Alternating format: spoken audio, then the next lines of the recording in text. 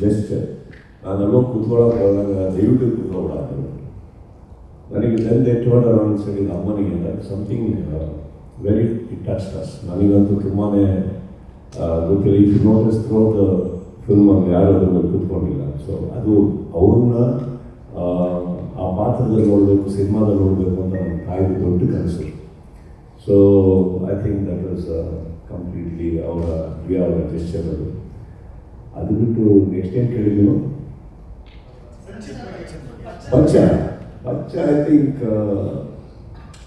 ಒಂದು ನನ್ನ ಸಿನಿಮಾದಿಂದ ಸ್ಟಾರ್ಟ್ ಮಾಡ್ತೀನಿ. ನನಗೆ ಅವ್ರು ಯಾವಾಗಲೂ ಕತೆ ಕೇಳಬೇಕಾದ್ರೆ ಯಾವುದು ಇವರಲ್ಲ, ನಾನು ಯಾವಾಗಲೂ ಅವ್ರಿಗೆ ಹೇಳ್ತಿದ್ದೆ ಒಂದು ಟಿಪಿಕಲ್ ಕ್ರೀಮ್ ಸಬ್ಜೆಕ್ಟಿಗೆ ಹೋಗ್ಬೇಡಿ.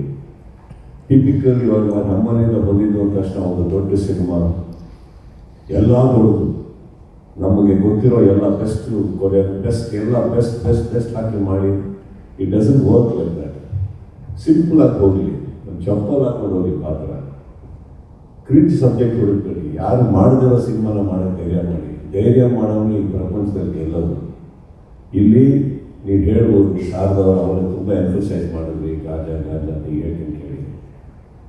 ನಾವು ನೋಡಿ ಸ್ವಲ್ಪ ಪಿಕ್ಚರ್ ಮಾಡ್ತೀವಿ, ಅದ್ರಲ್ಲಿ ನಮ್ಮ ಹೀರೋ ಮಚ್ಚೆತ್ಕೊಂಡು ಎಲ್ಲರೂ ಹೊಡಿತಾ ಇರ್ತಾನೆ. ಅವಾಗ ನಮ್ಮ ಪ್ರಶ್ನೆಯಲ್ಲಿ ಅಂದರೆ ಮಚ್ಚು ಗನ್ಕಿನ ಬೆಟ್ರ, ಅಥವಾ ಮಚ್ಚನ್ನು ಪ್ರಮೋಟ್ ಮಾಡ್ತಾ ಇದ್ದೀವ, ಅಥವಾ ಮಚ್ಚಾನ ಪ್ರಮೋಟ್ ಮಾಡ್ತಾ ಇದ್ದೀವ, ಇದು ಬರಲ್ಲ. ಲಾಸ್ಟಲ್ಲಿ ನೋಡೋಕೆ ಹೋದರೆ ನಮ್ಮ ಹೀರೋದು ಕೈ ಹೋಗಿರುತ್ತೆ, ಇಲ್ಲ ಕಾಲು ಹೋಗಿರುತ್ತೆ. ಏನು ಹೇಳಕ್ಕೆ ಹೋಗ್ತೀವಿ ಅಂದರೆ ಮಚ್ಚು ಗನ್ನು ಎರಡೂ ಬೇಡಪ್ಪ ಅಂತ ವೀಕ್ಷಕರಿಗೆ ಹೇಳ್ತೀವಿ. ಇನ್ನೊಂದೇನೆಂದರೆ ಪ್ರತಿ ಸಿನಿಮಾದಲ್ಲೂ ನಾವು ಬೇರೆ ಹೀರೋಯಿನ್ನ ಪ್ರೀತಿಸ್ತೀವಿ. ಹಾಗೆ ನೋಡೋಕೆ ಹೋದರೆ ಪ್ರತಿ ಸಿನಿಮಾದಲ್ಲೂ ಒಂದೇ ಹೀರೋಯಿನ್ನ ಪ್ರೀತಿಸಿ ಅವಳನ್ನೇ ಮದುವೆ ಆಗಿ ನಾವು ಸಮಾಜಕ್ಕೆ ಒಳ್ಳೇದು ಹೇಳಬೇಕು. ಆ ಹುಡುಗಿನೂ ನನ್ನನ್ನೇ ಪ್ರೀತಿಸ್ಬೇಕಾಗುತ್ತೆ ಪ್ರತಿ ಪಿಕ್ಚರಲ್ಲಿ. ಸೊ ಜನ ಇದನ್ನೆಲ್ಲ ಸೀರಿಯಸ್ ಆಗಿ ತಗೊಂಡ್ರೆ ಮನೆಯಲ್ಲಿ ಕರೆಕ್ಟ್ ಆಗುತ್ತೆ. So cinema is entertainment.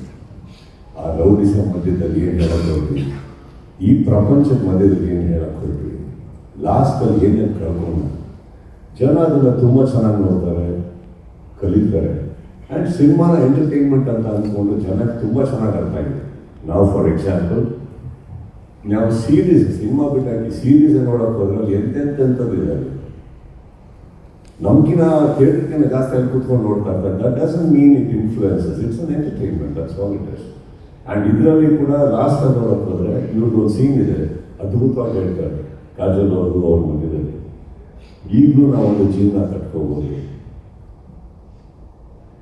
ಜೈಲಿಗೆ ಹೋಗಿ ಬಂದೆ ಪಚ್ಚ, ಶ್ಯಾಮ ಸತ್ತೇ ಹೋದ. ದೋಸ್ 3 lines ಮ್ಯಾಟರ್ಸ್ ಅ ಲಾಟ್. ಇದೆಲ್ಲದಕ್ಕಿಂತ ಹೆಚ್ಚಾಗಿ ಆ ಒಂದು ಪರಿಸರದಲ್ಲಿ ಬೆಳೆದಂಥ ಮಕ್ಕಳು ಅವ್ರು 3-4 ಸತಿ ಹೇಳ್ತಾರೆ ಮರ್ಯಾದೆ. So that is all it is.